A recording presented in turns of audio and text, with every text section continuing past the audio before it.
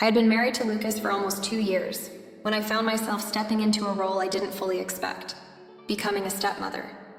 It wasn't that I hadn't thought about what it might be like, but nothing truly prepares you for the complexities of blending lives, especially when you're stepping into someone else's family dynamic. His son, Jason, was 19 at the time. He wasn't a kid anymore, but he wasn't quite an adult either. At least, that's how it felt to me. He'd been living with Lucas full-time ever since he finished high school, so the last thing he probably wanted was another parental figure, especially one who wasn't even his real mom. When we first got married, I tried to be patient. I knew that Jason wasn't going to instantly warm up to me, and honestly, I didn't expect him to. I had never been through this kind of thing before, and I wasn't sure how much of a presence I should be. Lucas always said things would work out over time, and while I tried to believe him, I was realistic enough to know that relationships like these don't happen overnight. At first, Jason barely acknowledged my existence. He'd give me a quick nod when we passed each other in the hallway, or grunt when I'd ask him to pass the salt during dinner. But that was about it. I tried not to take it personally. After all, I wasn't replacing his mom. I wasn't trying to force myself into his life, but I wanted to make our home as comfortable as possible for everyone. I always believed in creating a peaceful environment, one where everyone felt welcome. But Jason was an enigma to me. I wasn't sure how to approach him. I didn't want to overstep, but I also didn't want to seem distant. It was a fine line to walk, and for the most part, I kept my distance, letting things evolve naturally. Still, every time I caught his eye across the room, or when we'd be at the dinner table in silence, I couldn't help but feel like I was just another stranger in his life. And the truth was, there were moments where I felt like I didn't belong. Lucas had an easygoing relationship with Jason. They could joke around, talk about work or sports, and it seemed effortless. I wished it could be that easy for me, but it never was. The quietness between Jason and me was palpable, and no matter how hard I tried to engage, it felt like I was a guest in my own home. I'll admit I was starting to wonder if this was how it was always going to be. Maybe Jason just wasn't the type to open up. Maybe he didn't need another mother figure, and maybe he resented me for trying. It wasn't like Lucas ever pressured me to form a bond with him, but I could tell he wanted us to get along. He'd casually mention how Jason seemed to be doing better with everything since we'd been married, but I didn't know if I believed it. It wasn't that Jason was a bad kid, far from it, but there was a wall between us that I couldn't seem to break down, and it made me question if I was doing something wrong. As the days passed, I started to wonder if I was the one who was misreading things. Maybe it wasn't about me being his stepmother at all. Maybe it was just Jason, figuring things out on his own, adjusting to his new reality with his dad's new wife. But that didn't stop me from feeling like an outsider. It wasn't just the quiet moments that bothered me. It was the things left unsaid. The awkward silences, the coldness that lingered between us. I tried to tell myself it would get better, that things would improve with time. But a part of me knew, deep down, that things weren't as simple as I hoped they'd be. After a few months of silence and distance, something shifted. It wasn't dramatic, but I could feel it in the air. Jason started talking to me more, in a way that felt different. At first, it was small things. He'd ask about my day, share little details about his college classes, or tell me about a project he was working on for work. It was the kind of casual conversation that anyone might have with a person they're comfortable with. And honestly, I was relieved. I had been worried that the wall between us would stay up forever, but slowly, it seemed like Jason was beginning to let it down, piece by piece. One evening, Lucas and I were in the kitchen making dinner when Jason came in, carrying a stack of papers from his latest assignment. He set them on the counter, and then sat down on one of the stools, something he'd never done before. He'd always kept to himself in his room, or occasionally would join us in the living room for a brief conversation, but this time he was staying. He casually mentioned how much harder his classes had become this semester, and how he was trying to juggle everything with his part-time job. I was impressed by how open he was, not just about school, but about the stress he was feeling. I didn't know it then, but that was the start of a much deeper shift in our dynamic. As the weeks went on, Jason's conversations with me became more frequent and more personal. He'd ask for my opinion on things I never expected him to care about, like what I thought about his future career goals, or how he should approach some tough decisions with his friends. I began to realize that Jason wasn't just looking for someone to talk to. He seemed to genuinely value my perspective, even though it was clear he still held a lot back. But what struck me most was that he started to seek me out specifically. He'd show up in the living room after dinner, asking me about a book I was reading, or would take a seat at the kitchen table when I was working on something, making small talk. I didn't mind it. Actually, I welcomed it. It felt like a breakthrough, like I was finally starting to make some headway in the stepmother role. But as the weeks passed, I started noticing something else. Jason wasn't just talking to me more. He was paying attention to me more, closely. It was in the way he looked at me when he spoke, the little glances he'd throw my way when he thought I wasn't looking. At first, I thought it was just a coincidence, but as time went on, I couldn't ignore the feeling that there was something more to it. His gratitude for my advice seemed to stretch a little too far, and I found myself becoming increasingly aware of the intensity in his eyes, especially when we were alone. I tried not to overthink it, but it wasn't easy. I started to wonder whether I had misread the situation. Was I imagining things, or was there something deeper happening? Despite the increasing closeness in our conversations, I couldn't shake the feeling that something was off. It was subtle. So subtle, in fact, that I wasn't sure if I was being overly cautious or if Jason's behavior was actually starting to shift in a way that made me uncomfortable. Still, I wanted to believe that he was just learning to trust me, just getting comfortable with the idea of having a stepmother. But something about the way he looked at me, the way his gestures lingered a bit longer than necessary, made my instincts twinge with unease. I kept telling myself to stay calm. After all, this was a new phase for both of us, and maybe I was overreacting. But there were moments, small moments, that I couldn't ignore, when the growing tension between us seemed undeniable. It wasn't just about him opening up. It was about something more complicated, something that left me feeling uncertain and, to be honest, a little bit worried. As the weeks passed, Jason's need for me seemed to deepen. At first, it was just the occasional question or a simple request for advice, but soon it became clear that he was turning to me more and more, not just for guidance, but for emotional support. He would stop by my office when I was working at home, asking for advice on everything from his personal life to his future. At first, I was flattered. I had always tried to be a good listener, and I genuinely wanted to help him. But as the conversations became more frequent, I began to notice a shift. He started sitting with me more often, sometimes at the kitchen table when I was preparing dinner, or on the couch during family movie nights. I didn't think much of it at first, assuming that maybe he was just trying to feel more connected to the family. But then I began to realize that he wasn't just being around more. He was seeking me out specifically. There were times when I would catch him watching me from across the room, his eyes lingering just a little too long before he'd look away. The intensity of his gaze made me uncomfortable, but I brushed it off, convinced it was just my imagination running wild. After all, he was 19, barely an adult, and I had no reason to believe he was trying to cross any boundaries. But as time went on, Jason's behavior became more apparent. He would come to me with problems that weren't exactly family-related, personal issues with his friends, or his own inner struggles that I never expected him to share with me. There was a heaviness in his tone, something deeper than just seeking advice. I could feel the weight of his emotions as he opened up to me, and I wanted to help him. But what unsettled me was the way he seemed to rely on me more than was healthy. It wasn't just that he needed someone to talk to. It felt like he was depending on me to be his emotional anchor. It was as though I had become his sole source of comfort, and the responsibility felt overwhelming. One evening, after a particularly long conversation about his future, Jason told me he didn't know what he would do without me. He said that I was the only one who truly understood him, the only one who listened without judgment.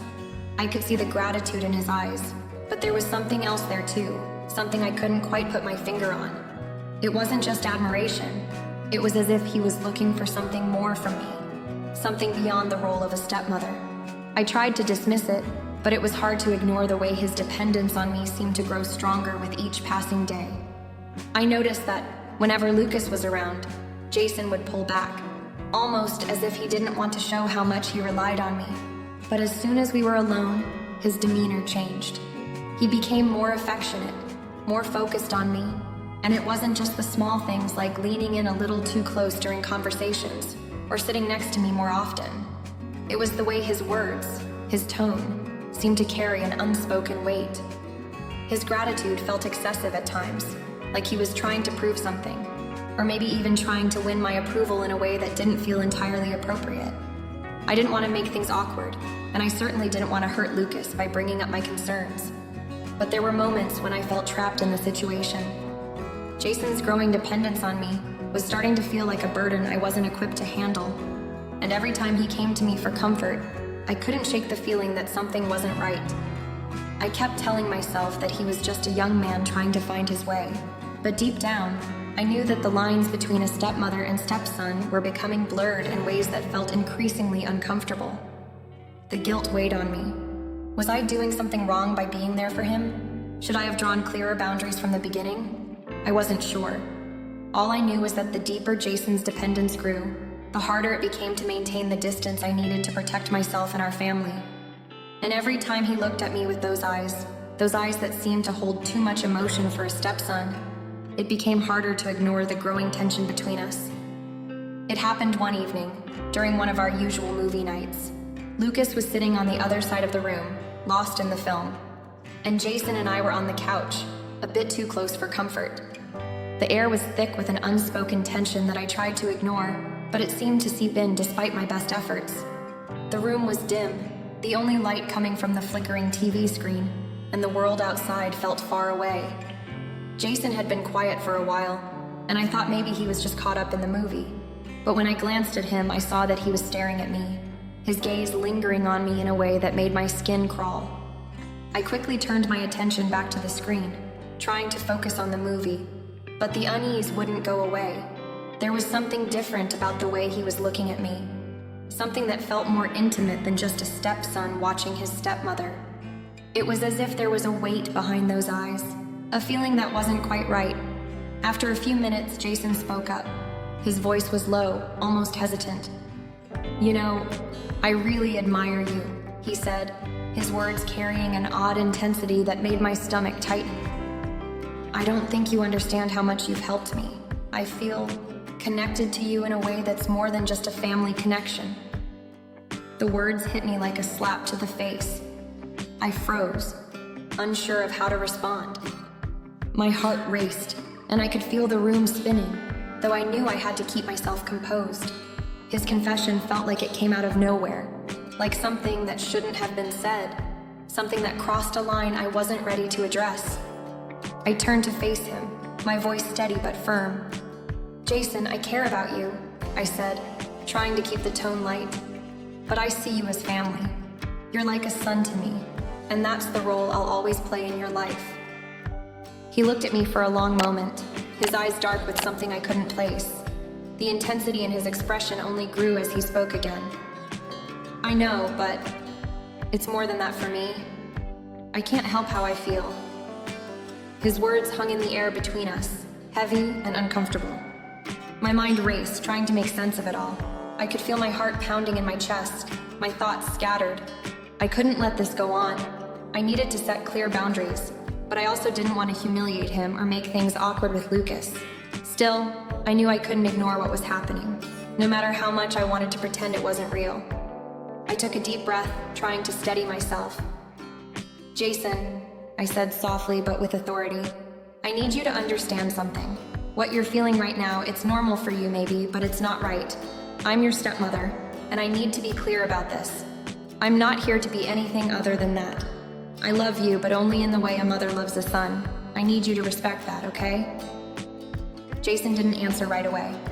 He looked down at his hands, his face a mixture of confusion and shame.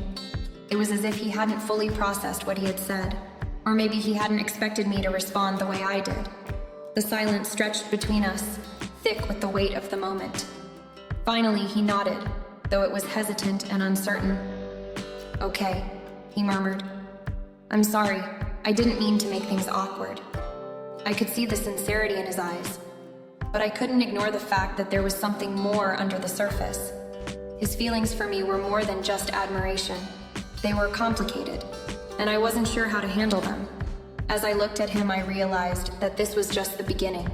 Things between us could never go back to the way they were. The dynamic had shifted, and I was left wondering whether it was even possible to repair the damage that had been done, even though I had tried so hard to keep things normal. The tension between us lingered long after that conversation. It was as if a line had been crossed, and even though we both tried to go on as if nothing had happened, the air in the house felt different. I didn't know where we were headed, but I knew one thing for sure. Things were never going to be the same again. After that conversation with Jason, I couldn't shake the feeling that everything between us had shifted. It was like a weight had settled onto my chest, heavy and suffocating. And no matter how much I tried to push it away, it only grew stronger. I wanted to believe that things would go back to normal, that this awkwardness was just a bump in the road. But deep down, I knew it was far more complicated than that. Jason's words had stayed with me, echoing in my mind at all hours of the day. The discomfort started to creep in during every interaction with him. I found myself avoiding his gaze, avoiding him altogether when I could. It wasn't that I didn't care about him, because I did, deeply. But now I couldn't stop seeing him through the lens of that conversation. Every time I walked into a room and saw him sitting there, I felt a sudden rush of anxiety. He would look up at me with those eyes, the ones that were always searching, always waiting for something more. I couldn't tell if he was hoping for reassurance, or if he was testing me, trying to see if I would somehow reciprocate his feelings. My mind would race with questions I wasn't sure I had the answers to. Was I handling this right? Was I doing enough to keep things from spiraling further? I kept replaying that night in my head, wondering if maybe I had been too harsh, too firm in setting boundaries. What if he was just confused, or worse? What if I had pushed him away when all he needed was someone to understand him? But then the logical part of me, the part that had always tried to keep a clear head, reminded me that I had done the right thing. This wasn't about me being too strict. It was about making sure the lines between a stepmother and her stepson stayed clear. I knew that if I didn't set boundaries, things would get even more complicated, and the family dynamic would suffer. And I didn't want that. I couldn't let that happen. Still, it wasn't easy. There were times when I'd catch him looking at me with that same intensity, and I'd feel a knot form in my stomach. It wasn't just the look in his eyes that unsettled me. It was the way he began to act around me. The way he would sit a little too close, touch my arm when handing me something, or linger in the kitchen when I was making dinner, as if just being near me gave him some sense of comfort. It felt innocent at first, just a son looking for a maternal connection, but the longer it went on, the more uncomfortable it became. I started pulling away even more. When he came to me for advice, I found myself responding with short, non-committal answers, afraid that my words would be misinterpreted. I avoided moments when we were alone together, always making sure that Lucas was nearby. But that wasn't always possible. Jason was a young man on the edge of adulthood, and sometimes it felt like he was testing me, pushing against the invisible lines I had drawn in our relationship. And then there was the guilt. The guilt of feeling like I wasn't being the kind of stepmother I had promised to be. I had come into this relationship with the intention of creating a loving, supportive home for Jason, of helping him transition into adulthood, but now I felt like I was failing him. Was I being too distant? Was I too harsh? Was there a way to help him without making things worse? Every time I saw him, I questioned whether I was handling this the right way, if I was doing enough to make him feel supported, while also protecting myself and my marriage. Lucas noticed the change in me too. He would ask if everything was okay, if I was all right, but I didn't know how to explain what was going on without making it sound worse than it was. I didn't want to burden him with my confusion, and I certainly didn't want him to feel like he had to choose between me and his son. But the tension in our home was undeniable. I felt it in the silence that would stretch between Jason and me, in the forced smiles during family dinners, in the way we all tiptoed around the subject without ever addressing it directly. And yet, I couldn't help but wonder if maybe I was overthinking it. Maybe Jason didn't even realize the impact of his actions. Or maybe he was just going through a phase, confused, unsure of how to navigate his emotions. But even if that were true, I knew I couldn't let him lean on me the way he had been. I couldn't be the emotional anchor he was looking for. Not like this. Not with those feelings tangled up in everything he said and did. It was a constant battle within myself, wanting to be kind, to be supportive, while also feeling the overwhelming need to keep myself safe, to protect the boundaries that had always been in place before. And every day it became harder and harder to tell where those boundaries should be, and how far I was willing to let myself go to maintain the balance. It had been a few weeks since the awkward moment on the couch, and things had only gotten more strained between Jason and me. Though we both tried to act like everything was fine, the tension was palpable in the house. I could feel it every time Jason was around, as if there was an unspoken understanding between us that neither of us wanted to address. I could see him still trying to find a way to get closer to me, in little gestures and lingering looks, and each time, I recoiled a little more. It was uncomfortable to say the least, and I found myself growing more frustrated with each passing day. One evening, I was sitting alone in the living room, reading a book to calm my nerves, when Jason entered the room. I looked up briefly and returned to my page, but something in his posture, his hesitance, made me put the book down. I could tell he wanted to say something, but he wasn't sure how to approach me. "Can we talk?" he asked quietly, his voice almost tentative, like he was walking on eggshells. My stomach tightened at the words. I knew what was coming, and I dreaded it, but I couldn't avoid it forever. He needed to hear it. We needed to talk. I nodded, gesturing to the seat beside me. "Sure, Jason. What's on your mind?" He sat down, but there was a noticeable distance between us, an invisible boundary neither of us dared to cross. I could tell that he was struggling with something, and I hated that I couldn't help him the way I once might have. The motherly instinct in me wanted to comfort him, to assure him that everything would be okay. But I couldn't ignore the truth anymore. There was no way to move forward until we addressed the underlying issue. I know things have been awkward between us," he began, his eyes not quite meeting mine. "And I'm sorry if I've made you uncomfortable. I didn't mean to. I didn't know how to tell you what I was feeling." I swallowed hard. The words he was about to say would define how everything played out from here on. My heart was racing, but I kept my voice calm, steady. "I understand that this is confusing for you, Jason," I said, my voice soft but firm. "But what happened that night, we can't ignore it. You crossed a line. I need you to understand that." Jason looked at me then, his expression a mixture of hurt and frustration. "I get it, okay? I was stupid. I just didn't know how to say it, but I don't want things to be weird between us. I really care about you, Emily. I always have. You've been more of a mother to me than anyone else." I could feel the weight of his words press down on me. His feelings, as genuine as they seemed, were completely misplaced, and I couldn't let him think for even a second that what he was feeling was acceptable. I had to be strong for both of us. "I care about you too, Jason," I replied, trying to keep my voice steady. "But as a mother cares about her son, that's the role I will always play in your life. You need to respect that." There was a long silence between us, and I could see him struggling with the truth of what I was saying. But I knew it was necessary. He needed to hear it, even if it hurt. "Jason," I said after a long pause, "I know you might feel confused right now, but we can't let this go on. I won't let it." He didn't say anything at first. He just sat there, his hands clenched in his lap. Finally, he nodded, his face a mask of conflicted emotions. "I understand," he muttered. I'll keep my distance."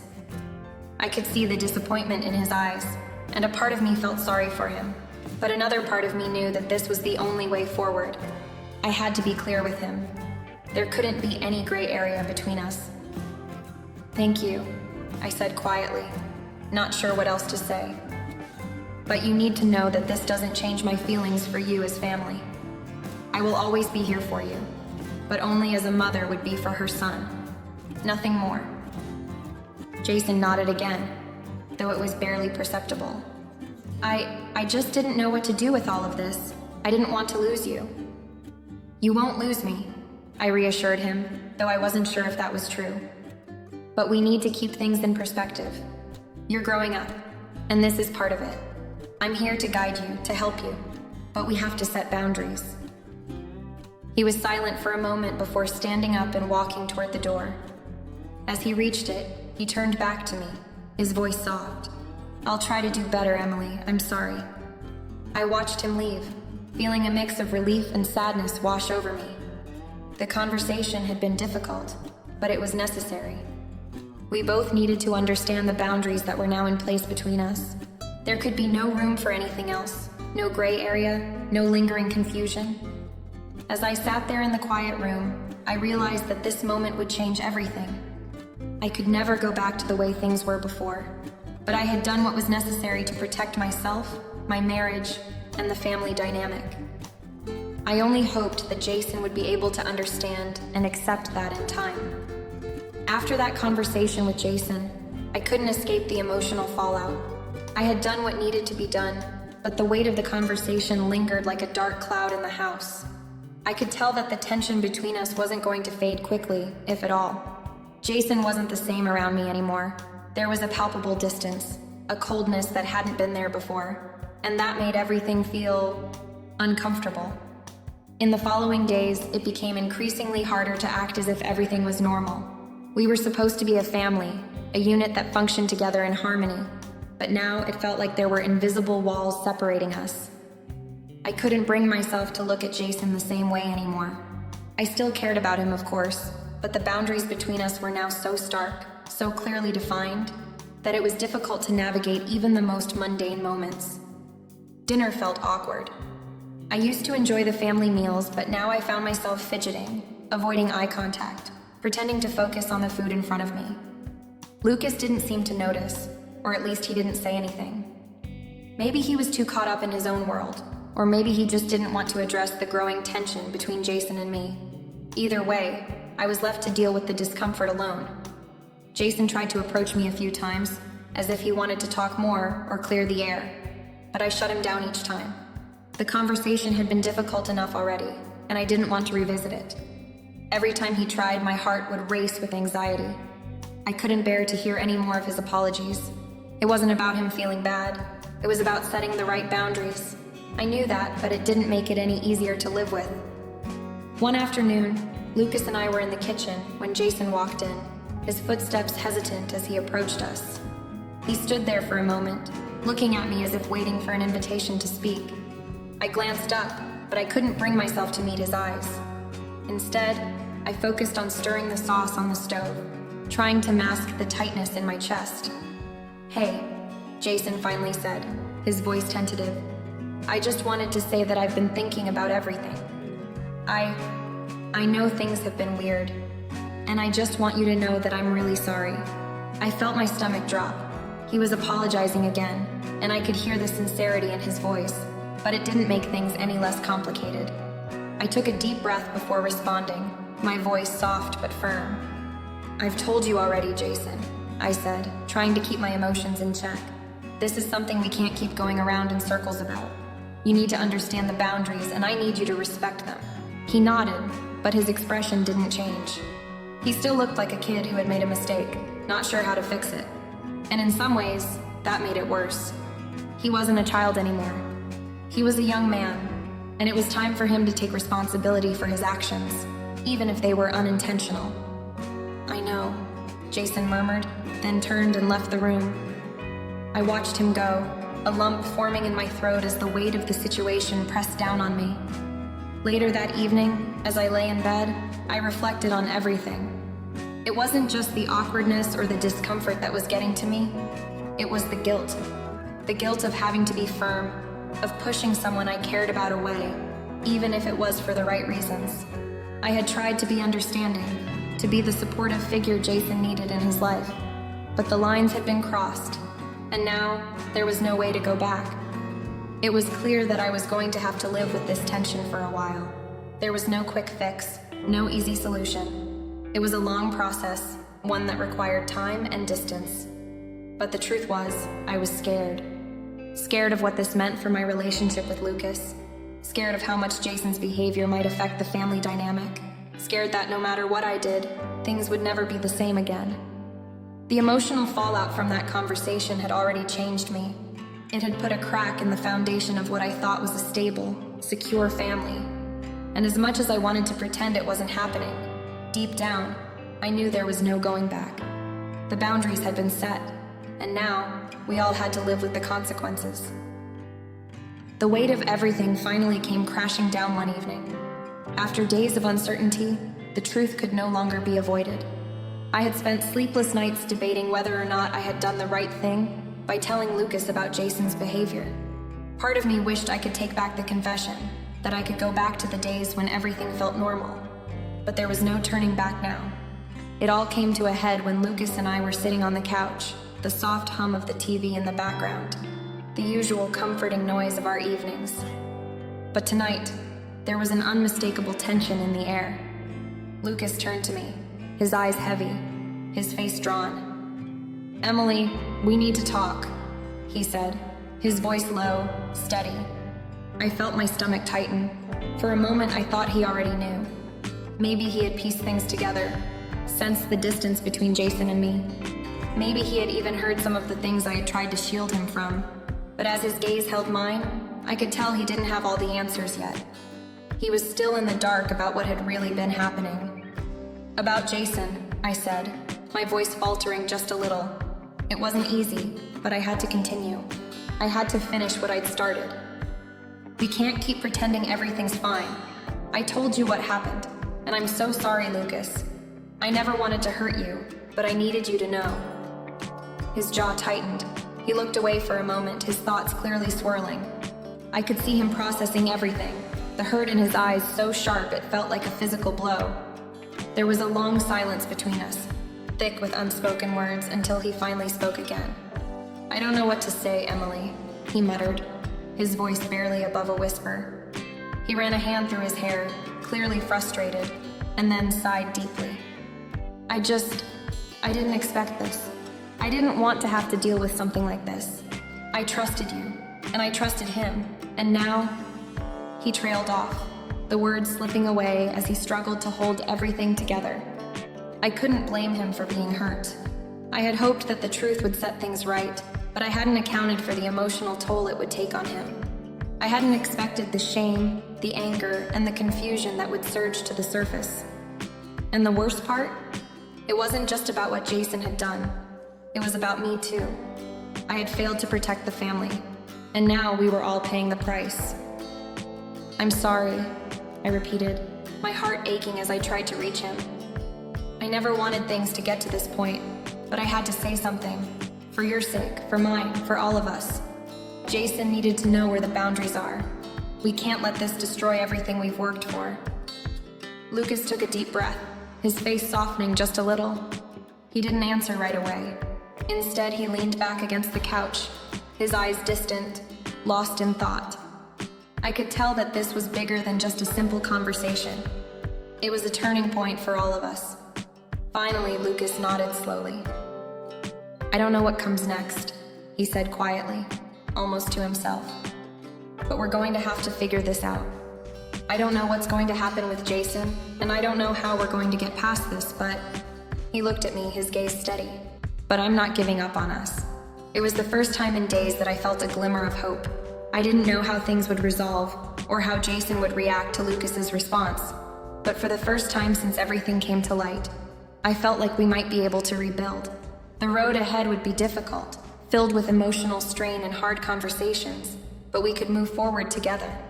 In the days that followed, Lucas and I had several long conversations. We talked about the future, about what we could do to protect our family, and how we could make sure something like this never happened again. We agreed that we needed time, space, and a lot of healing. Jason had to understand that his behavior was unacceptable, and we both knew that this would be a difficult thing for him to accept. The resolution wasn't clean-cut, and the emotional scars weren't going to disappear overnight. But Lucas's commitment to working through the situation gave me the strength to keep pushing forward, to keep fighting for our family. And even though I still had doubts, still worried about what the future might hold, I knew one thing for sure. We would face whatever came next together, and that in itself was a step toward healing.